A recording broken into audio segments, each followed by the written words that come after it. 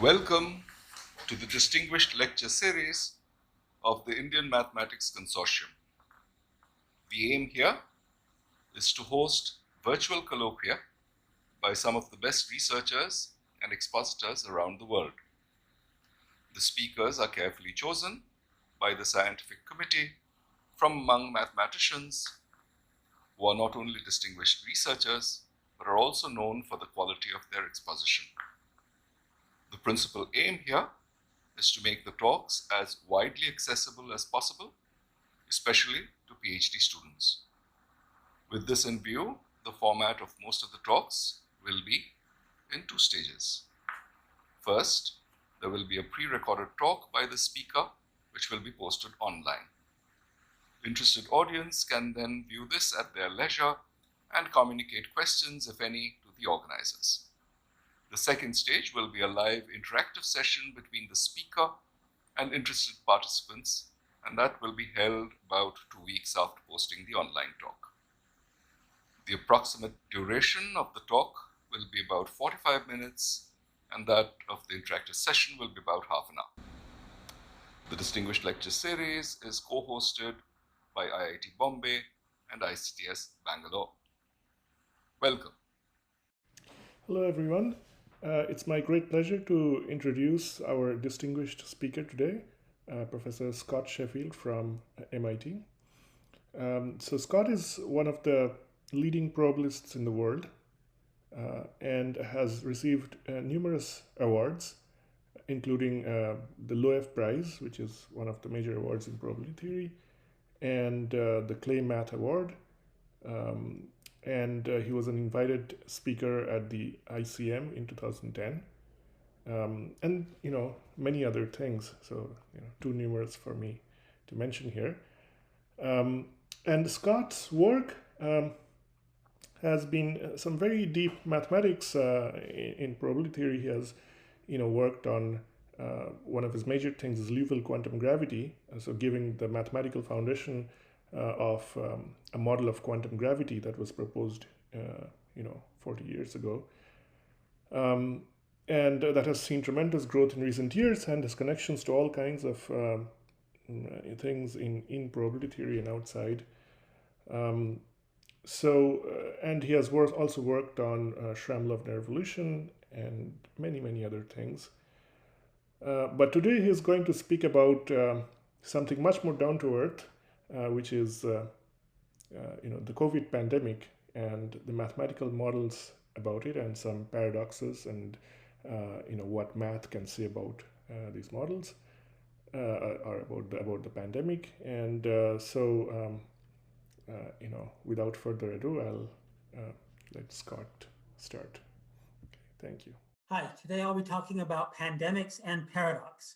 This is a math talk, but it's motivated by the COVID-19 epidemic. So first of all, there are many tens of thousands of papers about mathematical models for COVID-19 and the impact of policy on the disease and the economy.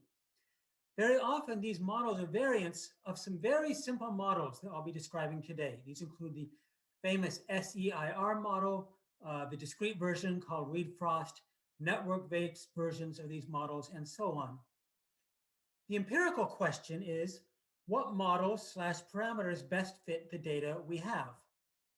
Predictive questions, what models will best fit the next pandemic? Political question, when the science is uncertain, what should we actually do? The answers to all of these may depend on climate, geography, demographics, etc. May be different for different countries. Very hard problems. But there are also mathematical questions, such as what do the simple models actually predict? What are the optimal policies in a world governed by these simple models? And how do the answers change as we vary parameters or adjust models? My focus today will be on these simple mathematical questions. I'll review some basic models and explain how even simple assumptions can lead to surprising conclusions. I'd like to thank my collaborators in epidemiology and economics, who are listed here, but today's talk again will focus on the mathematical side. The simple model, called the SEIR model, I'll just review for those who haven't seen it before, comes with 4 categories. Susceptible refers to a person who is still susceptible to getting the disease. They haven't had it yet, they could get it. Exposed means you have acquired the disease, but you're not yet infectious. You've been infected, but you're not infectious yet. Infectious means you're able to spread the disease to other people. And removed or recovered means that you are no longer able to spread the disease, either because you've died and been removed from the population or because you've recovered from the disease. The exposed period is also sometimes called the incubation period. That's the time when you have the disease, but you're not contagious yet. Now, the way this model works on a discrete graph would be as follows. First, at some point, some person acquires the disease from there and somewhere and becomes exposed. So I'll draw a red circle around this, meaning this person has become exposed to the disease. And then at some random time, this person will be able to transform into infectious. And so the way that works is there's an exponential random variable describing how long this person waits before becoming infectious. So it just waits, and finally, at some random time, this person becomes infectious. And so I'll draw this blue around, indicating the person has become infectious. What happens now is that this person can infect other people. So for every single individual edge, there's an exponential random variable saying how long it takes before this person is infected. So this person could be infected by the person here. So you can only infect your neighbors on the graph. Maybe this person is infected. And this person could be infected, but maybe before that happens, this person becomes removed, transforms to state R. So I'll draw green around here.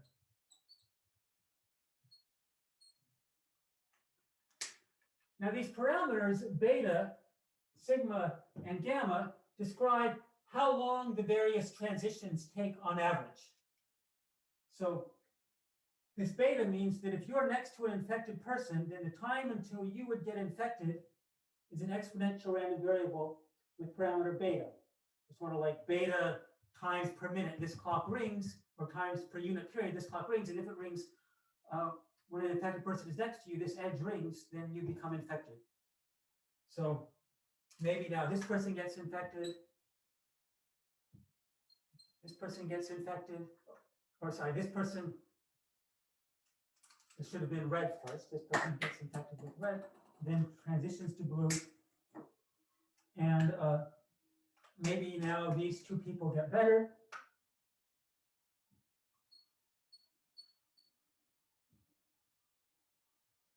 And now this one becomes infected. And then, well, maybe you infect one more person.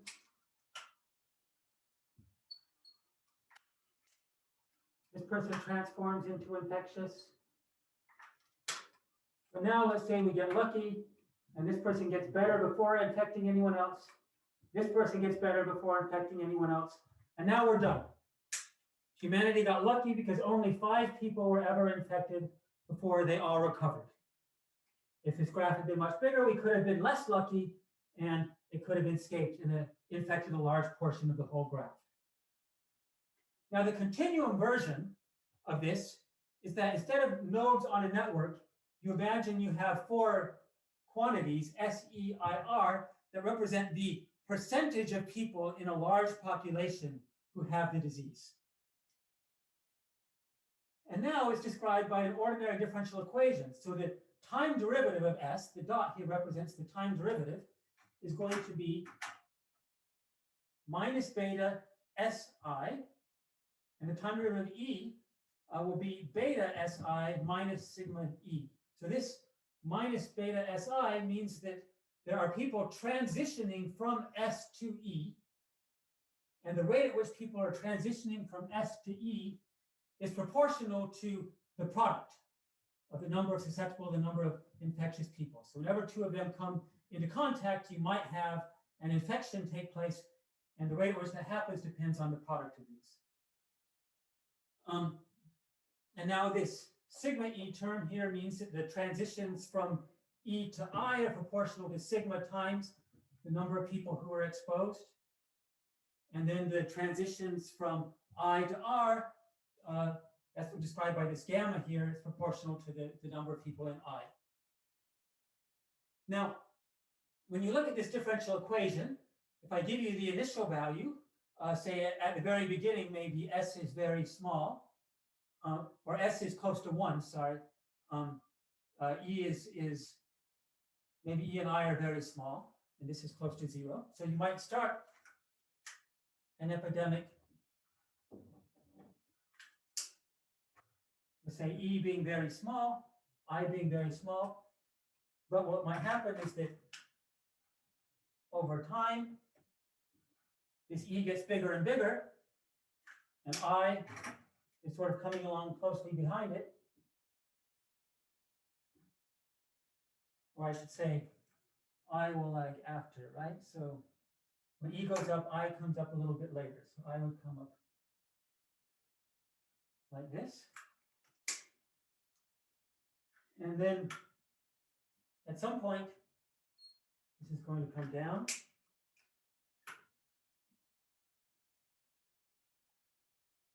Okay, and what's happening here is at some point, you run out of people to infect.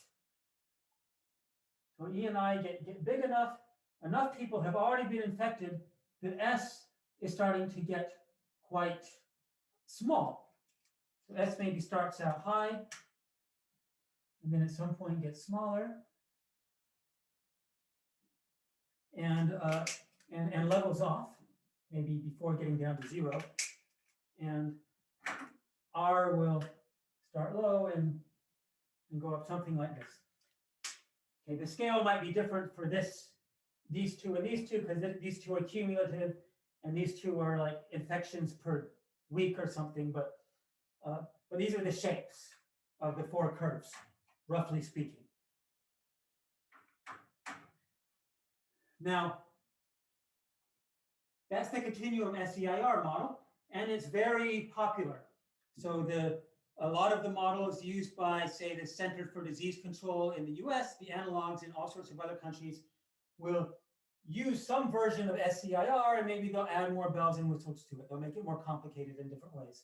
For example, you could divide your exposed state into a few pieces to indicate the early stage of incubation, the next stage, the next stage.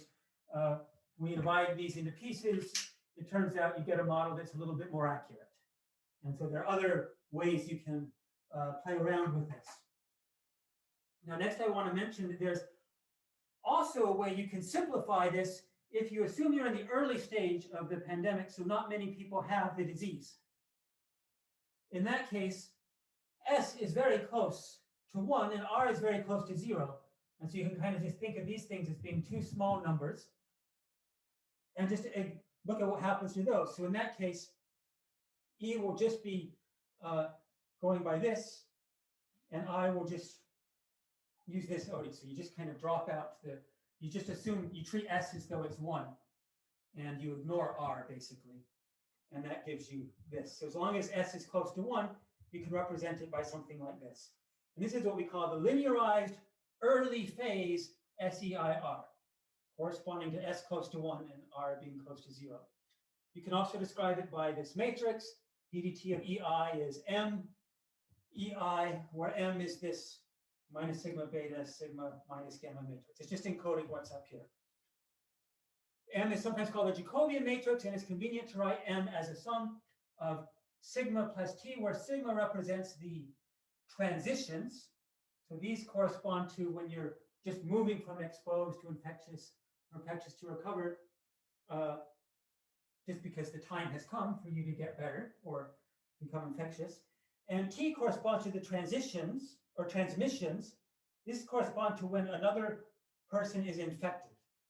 So this corresponds to the times in this beta when somebody susceptible becomes infected. Okay.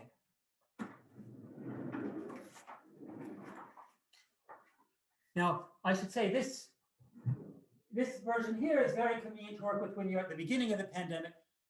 in it, roughly speaking, you're going to have some exponential growth in this case. But obviously, at some point, this simple model doesn't encode the fact that at some point you run out of people to infect and you have to come back down.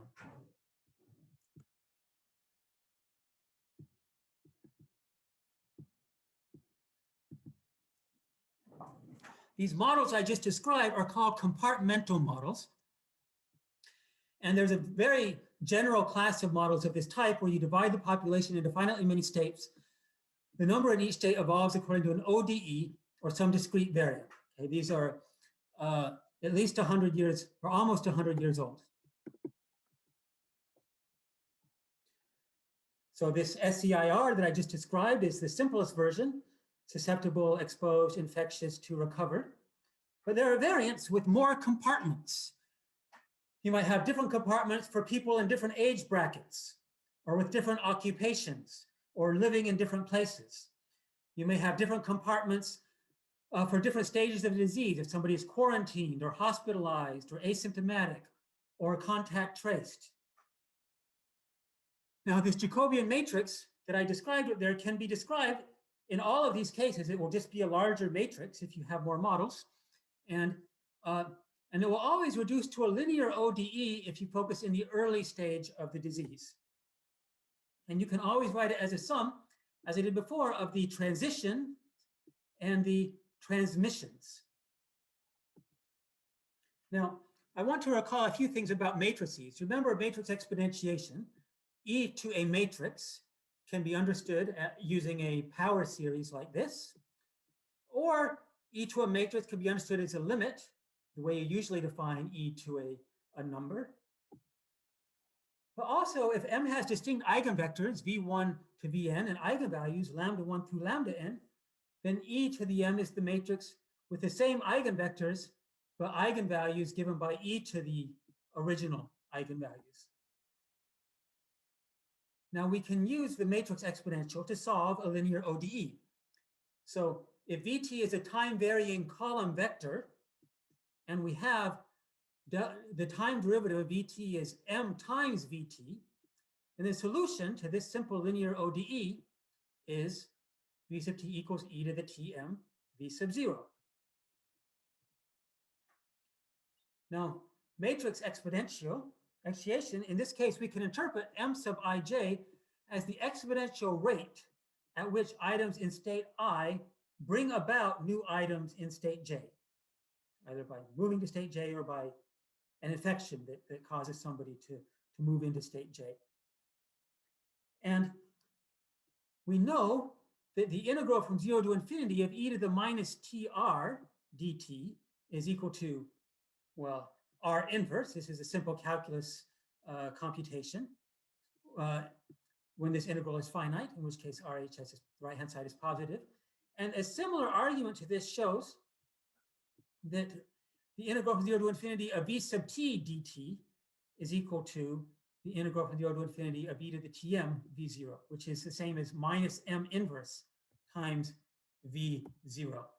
So this interesting conclusion from this is that if sigma is the transition matrix and minus sigma inverse v naught is the vector describing this minus sigma inverse v naught is the vector describing the total amount of time the initial group spends in the various states. So what that means is that if v naught describes the total amount, describes the initial state of the group, then this here is telling us the time we spend in all, the total amount of time they spend in future states, and t times that will tell us what people are infected by v naught over the whole life cycle of v naught. So this minus t sigma inverse times v naught will tell you v1, if you like, which is the set of all people, well, it will tell us the set of all people infected by v naught. Instead of taking v as a continuous object, we're imagining that it's encoding v0, v1, v2 are the people infected first, the people they infect, the people they infect, the people they infect. If you look at it in terms of generations, then this would be how the generations would evolve. You would just multiply by this matrix each time you go from one generation to another. And the basic reproductive number, R naught, is the early exponential growth rate with respect to generation. It's precisely the largest eigenvalue of this matrix here. The Malthusian parameter, by contrast, is the early exponential growth rate with respect to time. It's the largest eigenvalue of sigma plus t. Now, in SEIR, in some variants, when an S fraction is susceptible, the effective t is S times t. Okay, because you can only an S fraction of the people you try to infect are actually susceptible and able to be infected. And so the effective R naught becomes S times R naught. And herd immunity then arises if this S times R naught is less than 1, or if S is less than 1 over R naught. So example, if R naught is 2.5, and more than 60% of the people are immune to the disease, then that means that less than 0.4 fraction of the people are susceptible. So little s is less than 0.4, which means the SR naught is less than 1, which means we can no longer have exponential growth in the disease will die out. We have what's called herd immunity. Now, the interesting thing here is that diseases with similar R naught parameters may have wildly different Malthusian parameters. So for example, in some places, HIV in the 1980s had a doubling time of about 2 years, while COVID-19 in its early stages had a doubling time of about 6 days. Okay, but the R naughts, some of the estimates for those two diseases have not been so far apart from each other. And so the interesting thing here is this lets us compare diseases with very different time scales and still ask questions like, how many people have to be immune before I get herd immunity? You can ask that question just as well for HIV as you do for COVID-19. It's just the time scale is completely different.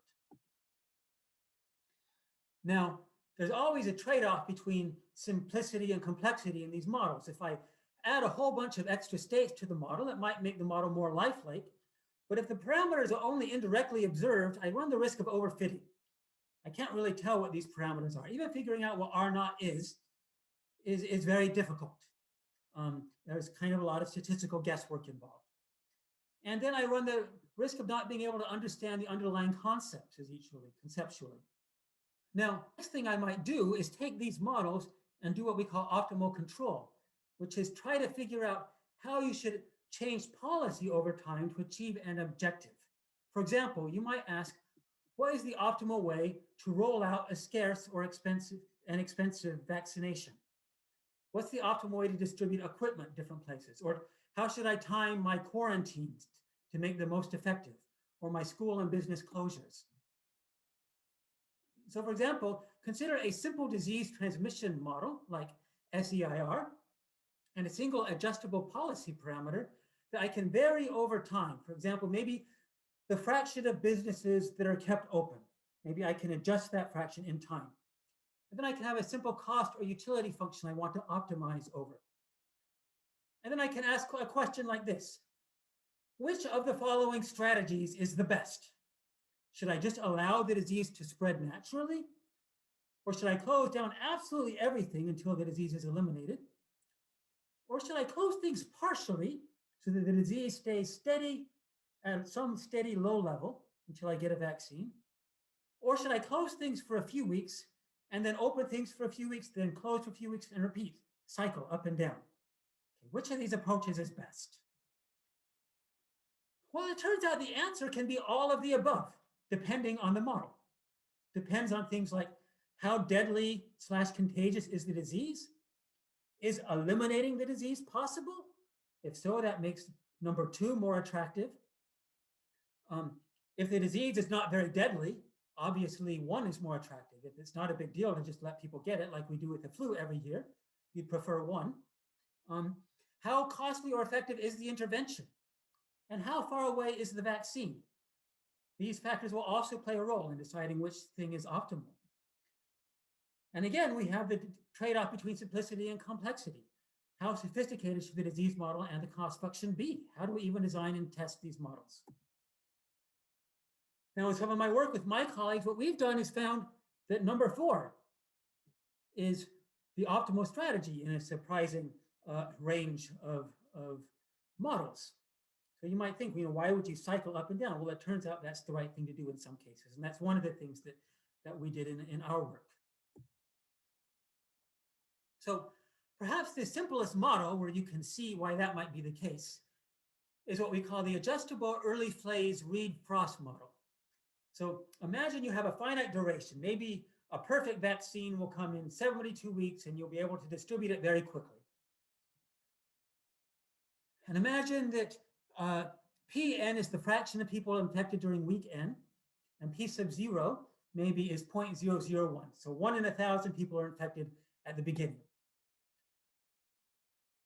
Now, the person can be infected at any time during a week n, and the idea is that you'll stay exposed for the rest of that week and be infectious for the subsequent week. So this is different from SEIR because it's going to effectively be a discrete model. So if I'm infected 1 week, I only infect other people during this subsequent week. And it turns out that a week is about the right time parameter for that, because usually when you get infected with a disease like COVID, you might be for about half a week, you don't infect anybody, and then you have a week where you can infect other people, roughly. And then you get better, okay, roughly.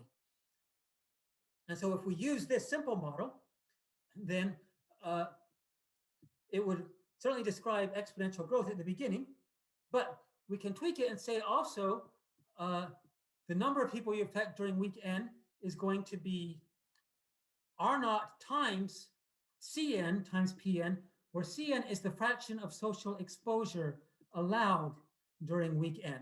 Maybe you prohibit a bunch of activities to make it so that people don't transmit the disease. And Cn is the fraction of activity that you allow. In this case, we get this equation, Pn plus 1 is 2.5, which is R0, times C sub n times P sub n. And then we define a utility. U of C is the value, when we exclude the disease impact itself, of allowing a C fraction of contacts. For concreteness, maybe you say U of C is C to the alpha for some alpha greater than 0. For example, we could take alpha equals 1 if our only goal is to maximize the total amount of activity.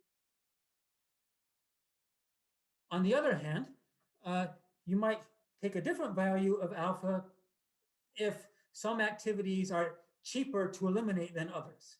So maybe there's the marginal cost of eliminating later activity is higher than the marginal cost of eliminating the first activities. So let's imagine that C sub n is restricted to an interval, maybe 0.25 to 1. So you can't have more than the standard amount of activity, but if you have too little activity, society breaks down. Maybe you have some lower bound where you can't go below that. And then we write U is the sum of the utilities of the individual CNs, and then P is going to be the sum of the PNs. So P will be the total amount of people who get infected over the time, and U is the total amount of utility we experience over that time. So obviously our goal is to make U as large as possible while keeping P as small as possible. And a question you might ask is, what's the best way to do this? If I tell you maybe what I want C0 and C at the end to be, what's the right way to handle the interim? Do I want to alternate Cn between upper and lower bounds, or do I want to keep Cn constant? How should I go about this? Well, if you think about this a minute, you see that if I didn't have these bounds here, the right thing to do would be to take Cn to be 0 1 week. If I just have a single week where there's no activity at all, everybody gets better, the disease is gone in this simple model. And after that, I can be as active as I want. Okay, on the other hand, if I have a bound here, I can't quite do that.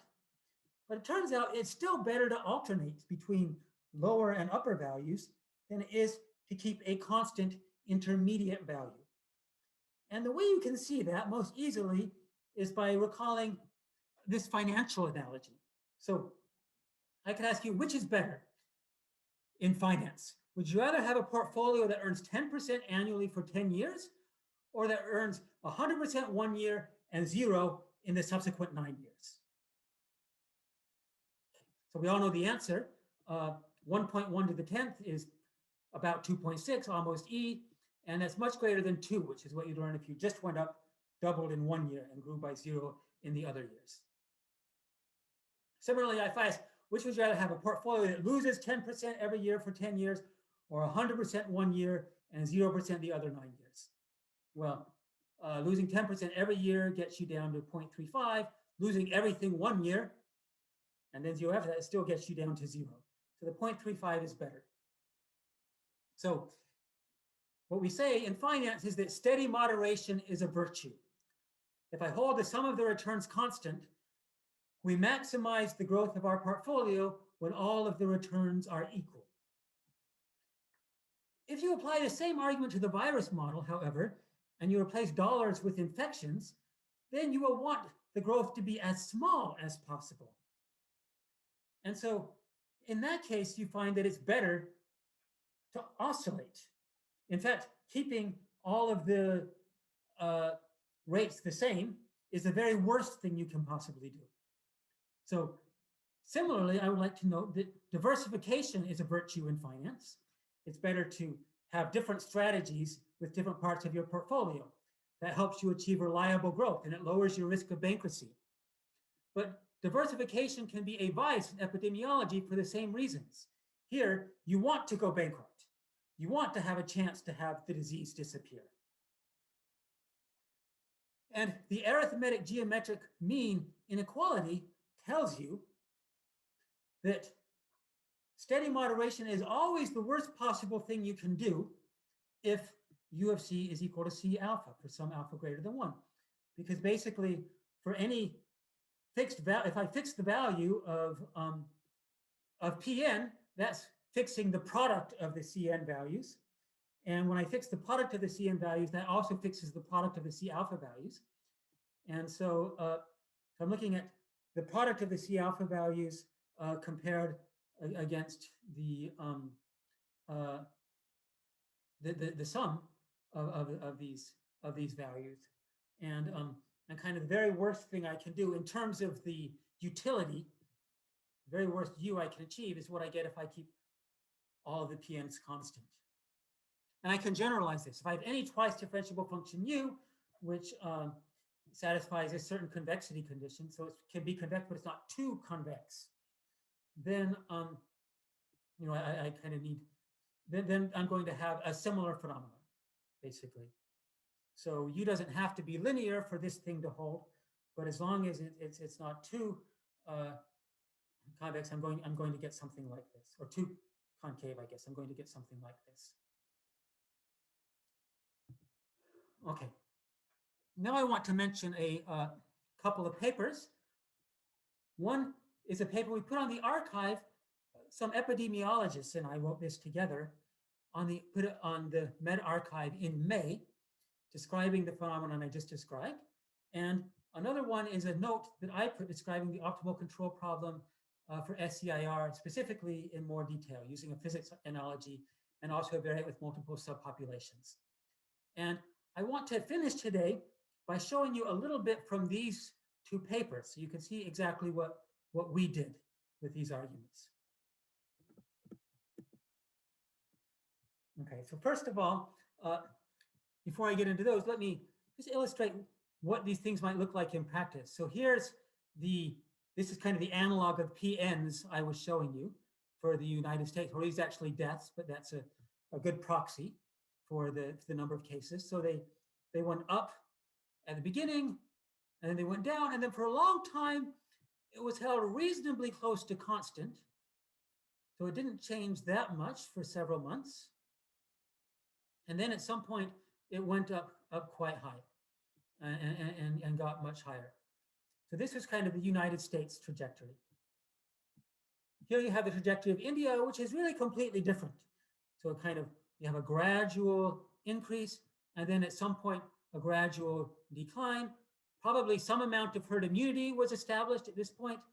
We don't know exactly what fraction of the population has had the disease, but that's probably some factor in helping the disease come down. Here you have Australia, where the cases were kept very low throughout. So a very small fraction of cases, but it went up and they managed to really push it down. It went up again. And they managed to really drive the number of cases down with very strict measures and have almost no cases. So they have a much fewer cases overall than these previous two countries.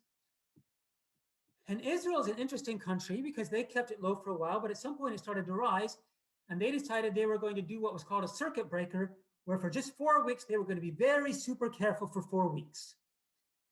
And during those 4 weeks, they reduced the disease prevalence by a factor of about 10, all at once in 4 weeks. So they just had this very robust thing, and then after that, it gradually rose again, and then now they're trying to reduce it again by vaccinating everybody very quickly.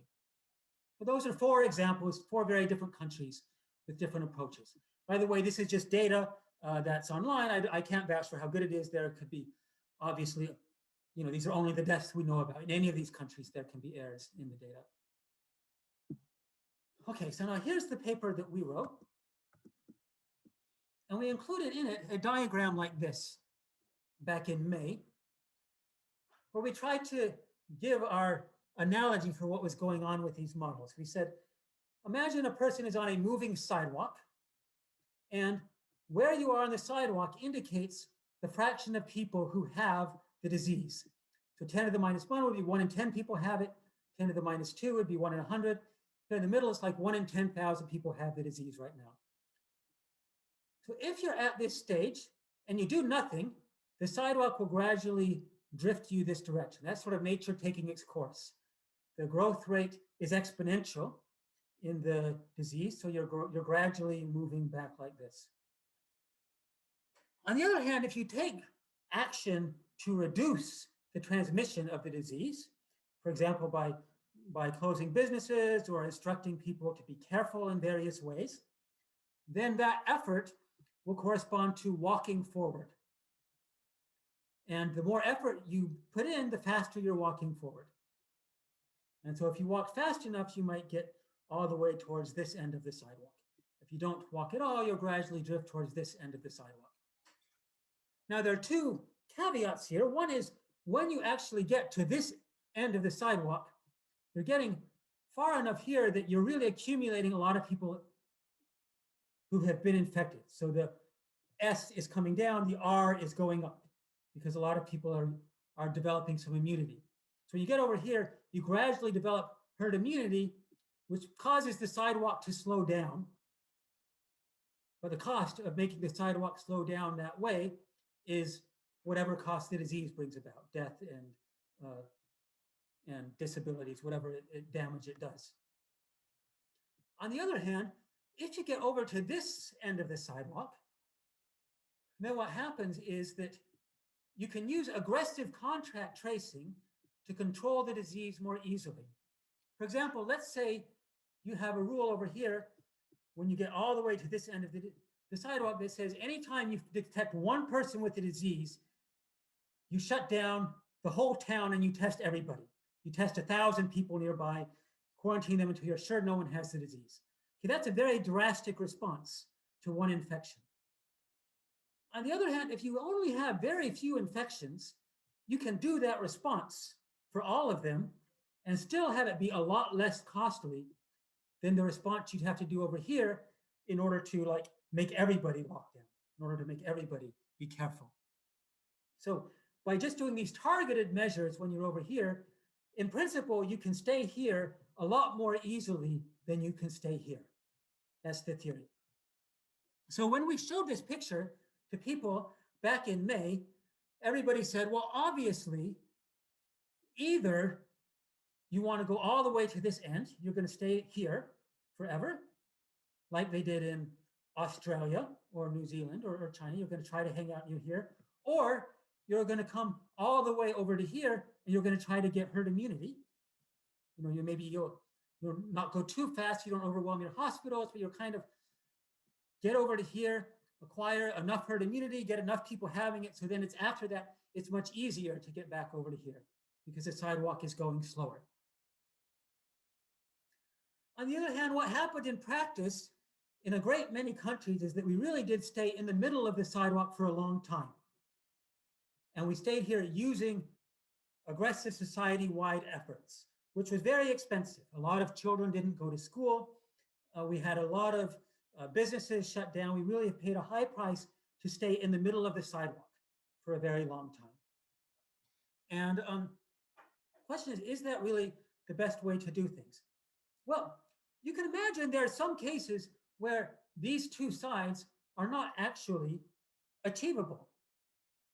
So when we do these simulations of these models, we find that if the disease is not too serious, or if, if depending on the death rate, if it's not too bad and the disease, the vaccine's very far away, it may be optimal to go here and get herd immunity and then come back. On the other hand, we find that if you really can get down to here and control the disease, maybe that's the optimal thing to do. On the other hand, if for whatever reason your society is not able to achieve a good contact tracing, maybe you have cases steadily coming in from the outside and you just can't get your disease rate very low. And if you really don't want to go to this side because the cost of the death rate is too high, in those cases, it can be optimal to stay in the middle of the sidewalk for a long period. And in that case, what we find is that, oddly enough, you don't want to just stay in one place. What you want to do is oscillate. You want to walk very quickly for a while, then drift backwards for a while, walk very quickly for a while, drift backwards for a while, and that's the optimal way to go about it. And so in this paper, we have a lot of charts where we illustrate various different strategies. I'll show you some of these where we maybe go up and down, up and down. There are different ways you can vary.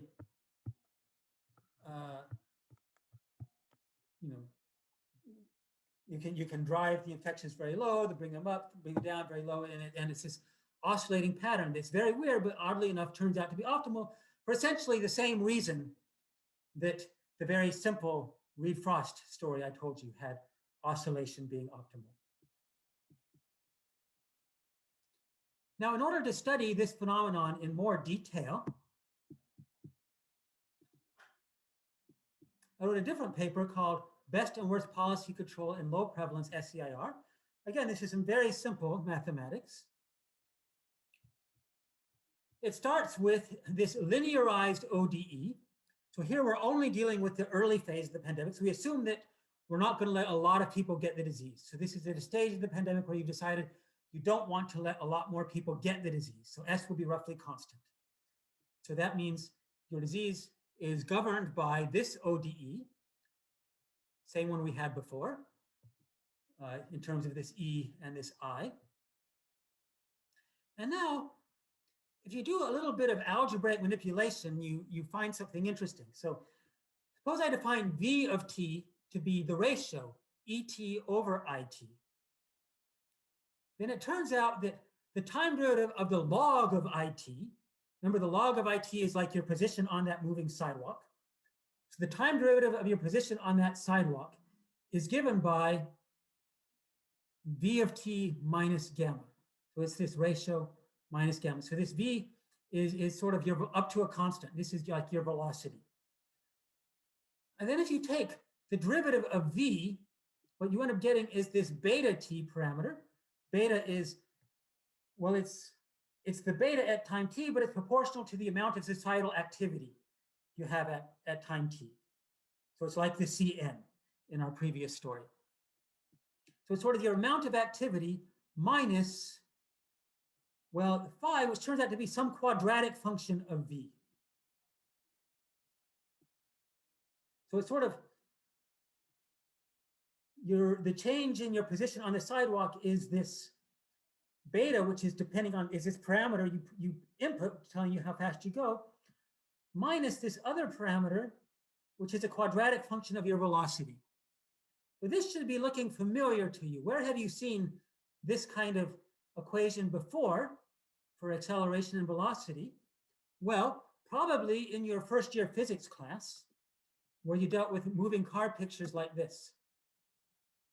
So if you have a car and it's an idealized rocket car, then the acceleration will just be proportional to the amount you're pressing the gas pedal, or the amount of gas you're using, or the amount of fuel you're shooting off. So this will be this beta of t. And but you'll also have a wind resistance term, which is this quadratic function of your velocity. So that's the standard quadratic wind resistance that they usually use. And so here it's like driving a car with wind resistance. So this SEIR model becomes exactly equivalent to the model of driving a car with wind resistance. And if you want to maximize beta of t, the integral of beta of t, so the amount of utility you get, the amount of activity you have, then what you actually want to do is use as much fuel as possible. And by the way, since the velocity was vt, I choose these other cars. Remember, there was this constant gamma in this derivative of this it. So what I do is I'm going to imagine you have these cars. They're going at rate gamma, and you're kept in between these two cars here. So it's your relative position to these trucks that tells you your infection rate. Okay, so now what's happening is this. I have this car moving on, and if I want to waste a lot of gasoline, then what I'm going to do is, well, I mean, you've all been taught this. If you want to drive efficiently, then you would want to go at a constant velocity. If you want to waste gasoline, then you'll vary between one speed and another. All right, so if you really want to maximize the variance, then it turns out to be equivalent to maximizing the variance of the car's velocity. And so you do that by basically going as fast as you can, and then slow, and then faster, then slow. And I can imagine that these trucks here represent sort of an upper bound. This is like the worst. I may have an upper and lower bound on the amount of infections that I'm willing to countenance. Maybe if I get too many infections, the hospitals are overflowing. If I get too few, I just can't go lower because I'm getting a steady stream of infections from outside the country. So if I'm stuck between these two cars, then the optimal way to drive is actually to go back and forward between the two cars. And so here's a picture of this optimum. So here's the velocity. I go down and then up, and down and then up, and here's what happens to the position. So I go down almost to the car and back, then I go up almost to the car in front, down to the car and back, up to the car in front, and I oscillate. This is what the log of IT does in this story. So it turns out that you can actually generalize this story even further by allowing multiple different cars and having them represent different parts of society, maybe different age brackets or different communities. Maybe you have the college age people, and you have the families with children, and you have the retirement community, and you can make each of them have different rates between them. And they have some interactions between them. And it turns out when you do this version of this model, so maybe you have a V sub kt, and it's E sub k over I sub k. You have a different car for each different subpopulation. Then when you do the algebra, it turns out to be equivalent to a multi-car model where each car induces a certain drag on the other cars that depends on how far behind it the other cars are. So if one car is out in front, maybe this car, there's a lot of activity, a lot of gas being used, so this car is going ahead. But then this car that's behind it, it doesn't have to use as much gasoline to stay in the same place. And the reason is that there are a lot of infections going from this population to this population. And because of the infections going from one to the other, you have this population, even if it has low activity, it's still getting infections. In fact, you can have a scenario where all of these cars behind are populations with very little activity, and the car in front is having a lot of activity, and that alone is pulling the whole population forward. Now, if you were trying to drive your cars efficiently, this would be extremely efficient. This is why geese fly in this pattern, or bikers, racing cars. They will sometimes drive in patterns like this. It's very efficient. You conserve fuel this way. On the other hand, remember that in these models, our goal is actually to waste fuel. So this is actually the worst thing we can do, is to drive at a steady speed like this. It would be better to have all the cars in a row and to oscillate at different speeds. And the way we say that is, if you're making sacrifices, you want them to be concentrated, meaning that you sacrifice all together, and coordinated, meaning everybody moves together at the same time. And that's much more efficient. Now, here's where we get to the paradox. The paradox is, you can imagine a society where somebody really wants to have as much activity as possible without the disease getting too out of control. And so they say, look, we want to maximize activity. Everybody just go out and take as much risk as you're comfortable with. We won't try to restrain or direct you in any way. And what might happen there is some populations are comfortable with lots of risks. Some are lower, and there's some equilibrium rate of infections. If the infection rate is too high, people don't want to take more risks, so they'll curb their activity. And there may be some equilibrium rate where the ITs get some standard value and they just sort of stay there. And you might end up with a pattern like this, even without any government intervention. And so you end up in the very worst possible system by having no intervention at all. But on the other hand, you can imagine that somebody comes in and says, no, I don't care about the economy. I just want to crush the disease. Let's just be brutal. Let's shut everything down. And then as soon as the disease is gone, we'll let it all back up, close it down, let it all back up, close it down. And this much more heavy-handed approach actually gives you the best possible, or gives you the least possible, or the most possible activity. So it maximizes your fuel use, if you like. And so the ironic thing is that the society that really wanted to crush the disease, actually, at the expense of the economy, actually ends up with the best possible economic outcome. And the one who really wants to maximize the economy by letting people do what they want actually ends up with the very worst possible outcome. Okay, now obviously this is a simplistic story, right? So you have to think about whether this story applies to the real world. There are many different ways you should modify this if you want to think about reality, and we mentioned some of them in the paper. I'm sure you can think of many of your own. But I do think there may be some value to thinking about this phenomenon that when you sacrifice, it doesn't matter just how much you sacrifice, it matters how efficiently you do it. And at least in some models, having your sacrifice be coordinated, you all do it at the same time, and concentrated is actually more efficient than doing it another way. And that's where I'll end today.